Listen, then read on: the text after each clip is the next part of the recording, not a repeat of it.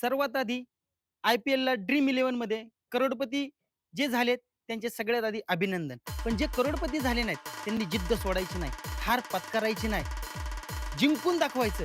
कारण IPL अजून संपली नाही आणि ड्रीम इलेव्हन अजून बंद झालं नाही. हां, तुमचा बँक बॅलन्स संपला असेल, पण ड्रीम इलेव्हन आणि IPL हे पुढच्या वर्षी येणारच आहे. म्हणून सांगतो, जे करोडपती झाले नाहीत, त्यांनी हार पत्करायची नाही. पुढच्या वर्षी नव्या उमेदने, नव्या जोमाने पुन्हा ड्रीम इलेव्हन खेळायचं.